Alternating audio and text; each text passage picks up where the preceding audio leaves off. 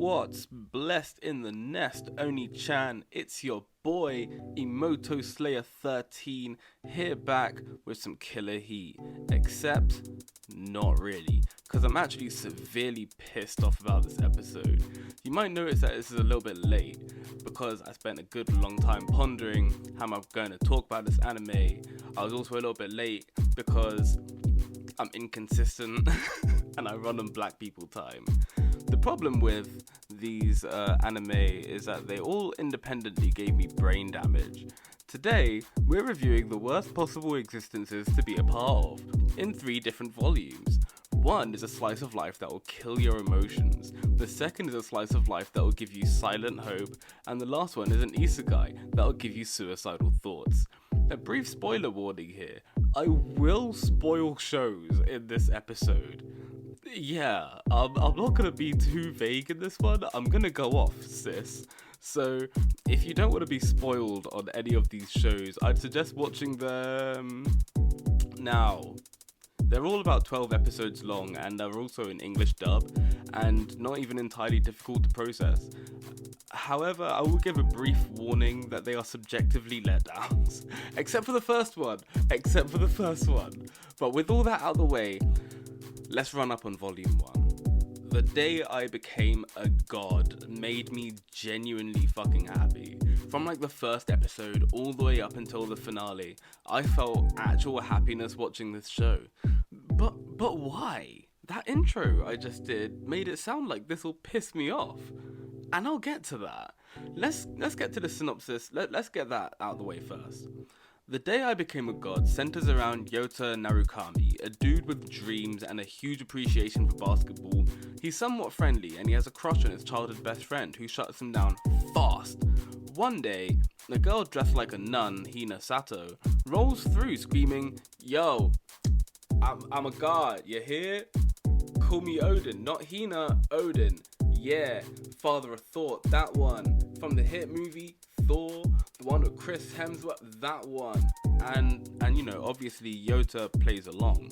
It's not entirely long before the godly powers set into Yota's understanding, and we realize that Hina actually has clairvoyance, precognitive powers, and more or less the same powers as Domino from the Marvel series.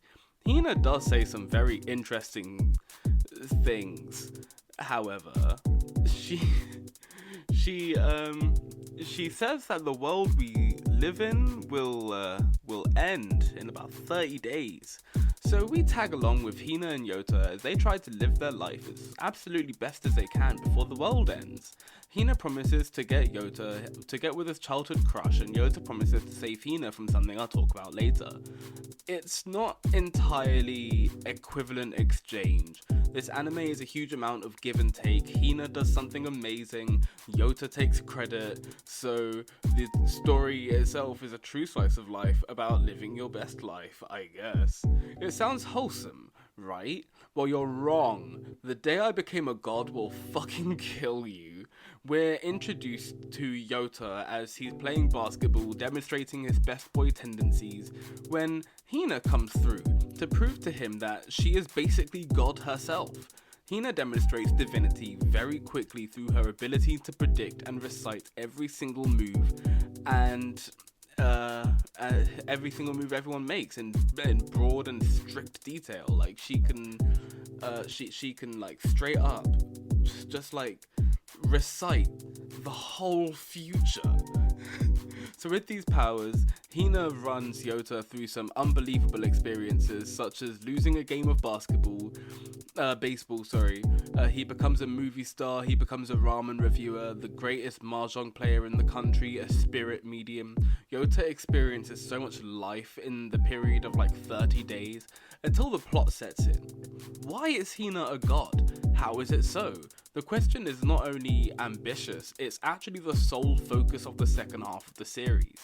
And, you know, I'll have to do the thing where I give a brief spoiler warning. If you want to turn back, if you haven't seen episodes like 7 through 12, you bitch. If you don't want the spoilers, then I'll drop a timestamp in the video.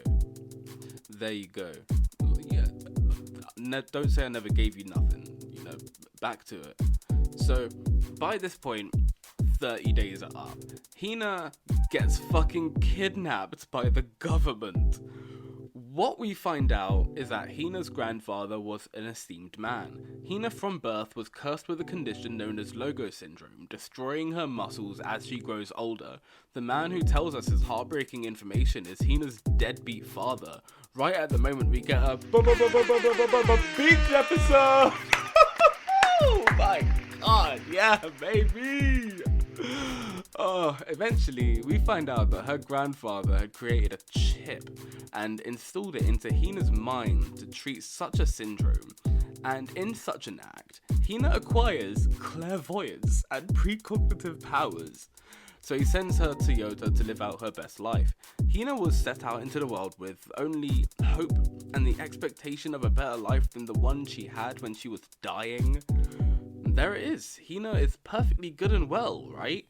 Wrong. That chip was created by someone who was working for the government to create a chip that could induce these godly powers, for espionage and to create some kind of super soldier army. And the government fucking finds out, launching this all-out assault on this little girl. Hina gets fucking kidnapped by the government.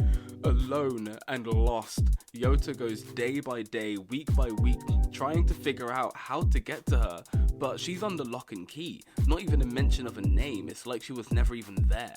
Suddenly, eventually, at some point, Hope, the guy who fucking got her ratted out to the government in the first place, Hiroto Suzuki, just fucking shows up. He just pops in. Hey, how's it going? He just tries to befriend Yota by doing everything that Yota and Hina did together with him. Now don't get me wrong, Hiroto isn't just a dickhead, he's probably just the biggest dickhead in the show. I understand he's a victim of circumstance, being a technopath and being manipulated into fraud by his abusive parents, went out and fucking offed them and now works for the motherfucking government and goes rogue? Okay. Eventually, Yota just realizing that Hiroto is speaking in fucking code. Yeah, he just goes along with the game, where Hiroto just straight up fucking takes Yota to where Hina's being kept. Here we are. Here we the fucking are. The final hurdle. We get Hina back. We get our happily ever after. But it's not that simple. The final core of the show, we get a good look at Hina, and what do we find? What do we find? Hina's become a fucking vegetable. Regressed. They fucked her, bro. They took this little girl, they took her brain, they scrambled it, they fucked her. So now, Yota takes his precious fucking time to try as hard as possible to get close to Hina again. But it's not that simple. She's being monitored by this woman who's like this overprotective mother who never had a child, treating Hina as if it was her own and won't let Yota close. So she like pushes him away and makes this like so much harder than it has to be. But then, eventually, at some point, Hope, Hina comes back, still a lead character in VeggieTales, to finish Yota's sister's movie project. And as we watch the movie end, and Hina's actual vegetable expression gets bigger and more confusing, the show ends. So like, what the fuck? So like, ultimately, I bigged the show up to as many people as I could. I was on this show like weekly. The moment I saw that title, I took time to watch that. I feel happy, and the show fucks me. I ain't gonna lie. I'll point out something very important. I never said this show wasn't good. Like, this show is legitimately one of the best stories I've ever seen, breaching points of sentimentality and realism that I've ever seen, with conversations flowing so much more naturally than the first season of EastEnders. We find so much to appreciate in the show, ranging from this comedic to genuinely wholesome scenarios that play out in such cohesive beauty. I thought it would actually make sense that this would be a light novel with how brilliantly amazing the script in this is, until I realized that the show actually was a completely original piece with no source material, which only amazed me that much more. The story itself, I have to point out, is absolutely fantastic, but it's so blatantly straightforward and completely in your face. We have no filler at all. I'm talking straight story. That's right. There's no boredom in this. The music is fucking gorgeous. It's chilling when it comes to it. The moments we experience are perfectly paired with these haunting chords and songs that truly emphasize the weight in people's monologues and thoughts. The moments are stronger, the people are more sinister. Everything in this is so much more elevated with the music that the show creates. And plus, this show could be...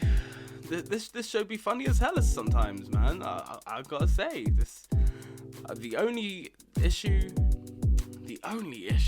is this show has no tease. With all that said and done, The Day I Became a God gets a 9 out of 10. 9 out of 10? How about that? And now, Volume 2. From the tags of Magical Girl, Slice of Life, Harem and Zombie, we've all seen Magica Magica. Now let's put our hands together for Is This a Zombie? A show revolving around Ayumu Aikawa, a high school kid who got fucking murked by an unknown assailant and revived with a phoenix down. Only issue is, he still has the zombie status. Sorry lads, I am playing Final Fantasy. Anyway, Ayumu's master is Yusiliwood Hellscythe, also known as Yu, who basically just commands Ayumu to do mundane daily tasks like, and chores like cooking for the entire family, the entire fucking meals, a buffet, and telling people to get out of their house. But the harem moves on. We grow, we adapt, we overcome, and more girls just keep showing up. We have Haruhi Suzumiya, Vampire Ninja, second Vampire Ninja, who just so happens to be Ayumu's wife and fucksock. More girls, more wacky hijinks, but you're wrong, as usual. Officially immortal, Ayumu actually makes it his personal mission to find whoever killed him originally and bring them to justice. And in doing so, in a graveyard where he feels quite at home, he meets a magical girl.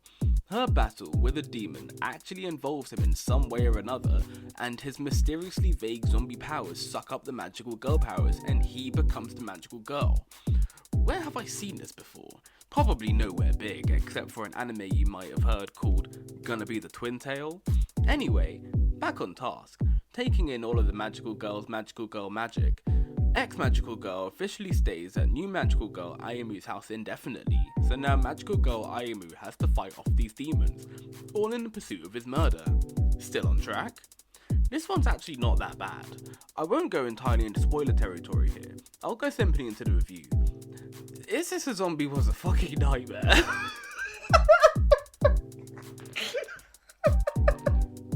There's just no way around it. I don't know if it's the time it came out, but the show is just riddled with filler and absolutely pointless time wasting. Aside from the actual plot, I don't believe that there was much that really actually interested me. Why am I reviewing this if it wasn't very good? Because I felt like it. Is This a Zombie? It's ultimately exactly what it says in the tags. It's a slice of life zombie magical girl adventure involving a harem of girls. Every girl has a specific trait that makes them a valued asset in the initial harem. Vampire Ninja Girl only knows one attack. Magical Girl is a really good cook. Yu is the most powerful thing in all of existence. Ayumu is already dead. I can openly admit that this has a final awakening in everyone's individual way, which can't be explained by me, because I clearly didn't enjoy it enough to do that much justice. The show ultimately just doesn't do much. I've never heard anyone say, Is This a Zombie? Is it my top 10? I just couldn't see why. There's just no other thing. This show had no tea, no beach. Actually, no, it did have tea. I'll give it that. It had tea. But it had no beach episode. It had nothing to get you emotionally invested at all. What it did have in it though is decent jokes and good lols. Lolzors, haha, LeMayo, Ruffle. I won't go any further into this. Is this a zombie? Gets a 3 out of 10. Not for me at all. You've waited long enough. Is this a zombie? Was just a break. Now we get into the anger. Volume 3 in the series of this episode, I'm Standing on a Million Lives follows Yusuke Yotsuga, who's a high schooler who has absolutely no valid perception of the world. From the prologue of episode 1, we have a lone wolf who walks alone, dies alone, and is, from what we can see, very overpowered. We then transition to him in school, a non-specific time frame earlier, where he's kind of a loner. Man can't make friends, and that's his character trait. For whatever the fuck reason, man gets isekai'd alongside his classmates Shindo Iu and Hakazaki Kusue. Why should we care about them? Let's just call them girls 1 and 2. Top misogyny in this piece. So Yusuke gets the 1% roll in a class wheel, then gets the worst possible class, and makes it work somehow, in a situation that could have definitely ended this man's life. From here on out, we realise he's blessed with plot armour. From here, he levels up, he gets to 10 and gets a new class, but the only issue is, he gets a very unusual 1% class roll through RNG, and somehow makes it work in a situation that could have definitely ended this man's life. Do you see where I'm going with this? Ultimately, we have no clear goal in this, but we do eventually find out that this world isn't a fantasy world or a game world. This is actually an Earth in an alternate timeline, branched off from the very beginning and twisted into this game-like Earth with very over-the-top residents and NPC-like characters. This show is fucking ridiculous. So, the team of Yusuke and girls 1 and 2 and eventually 3 travel the fantasy world together and nearly die. Actually, they do die. They definitely die. Multiple times, actually. Slowly coming into the understanding of the world's rules and such. Why do I ignore the girls? Because they're simply awful people. Yusuke, awful person. Actually, the worst person of them all. Let's elaborate. Yusuke is a very huge outcast. The man has no friends, and no one even bothers to go near him. It's very quick to realise that this man is simply not very good at talking to people, and blames it on them.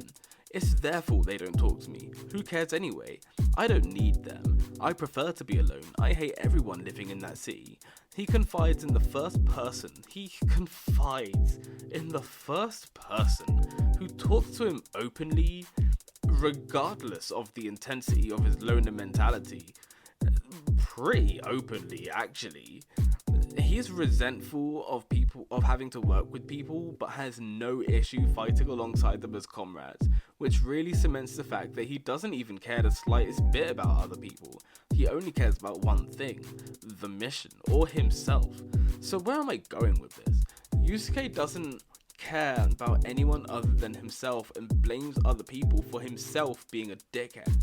He follows other people's feelings because he doesn't want to be involved with anyone but himself. He purposefully avoids responsibility unless he's directly involved, and understandably so when the missions are timed, but the absolute lack of emotion this man has when he's dealing this out is not even comparable to the opening scene where he's a maximum sociopath. There's no true transition to him being a high school loner to being a school shooter. Oh no, I get it now. I understand. I wish I could rename the show to Yusuke, the truest anime school shooter, to see if it does numbers. But I'll stick to my guns. Pun completely intended. I'm Standing on a Million Lives as a clusterfuck, and I don't rate it. I mean, I do, but I don't. It's filled with controversies and contradictions that really turn on themselves, and on top of everything else, the ending, that ending. I can't even fathom how much I don't care about anime anymore. This ending did it. It's not that I loved the show beforehand. The show even before that ending was an absolute clusterfuck, and to go even further beyond, we're getting a season 2. Why? So anyway, I'm fucking done. I'm Standing on a Million Lives as a 5 out of 10. That's the isekai rating, the national isekai rating. Well, we made it. What was your favorite part of the episode? Huh? Okay. Well, damn. Huh. Well, it's not as bad as last time, but you gotta keep your dirty fetishes to yourself in the future. Future? On the subject of future, let's go to the best girl contenders. In corner number 1, we have Hina Sato from The Day I Became a God. Corner number 2 holds our girl Yuki from Is This a Zombie? And corner number 3 holds supporting best girl Kahabel from Million Lives. Place your votes today. Don't be slow now. Text the number 0800 best girl today. And the results are in. The winner is Hina from The Day I Became a God. By popularity vote, and honestly, just terrible contenders. Just awful contenders. Alright, I'm out now. My PS4 just got blue light of death, and I gotta bury it next to the dog as a prized member of our family. With that, my name is Emoto Slayer 13. This has been the Weeaboo Corner in Prime HD, baby. And now, before you even knew it, now, get the hell out of my corner. Bye. Hours of my lows, till I found some anime hoes on my screen. Busting out the Vaseline, nigga, I'm a beat till my meat's looking weak. Then I found the one I wanna take home, so I'm on the internet trying to fuck. Not talking about the real world, talking about my best girl, trying to take a nap on them anime thighs. Nigga, and them titty triple D's, they be hitting quite right. Got a lux that hide in the scrapers of the sky. When I'm looking for a titty I can suck, I ain't that slick, so I'm standing in the road and I'm trying to get hit with the isekai truck. Bam, bam, now I'm chilling with the ladies.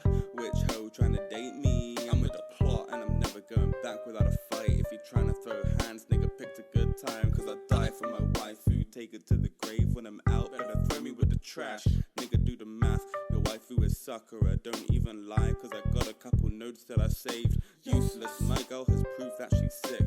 Your girl look like she got beat with a stick. My bitch is Riaz and your hoe is someone from Boku no Pico. Now fuck out my bit. Shorty looking flat like paper. She got them buns, she's the baker. Turning on the TV, nigga, just to date her. Real life hoes just don't do it better. My girl bad in 2D, nigga, did I mention? So of course you'll never know her, cause she's in another dimension. And I'm never into stressing, cause I always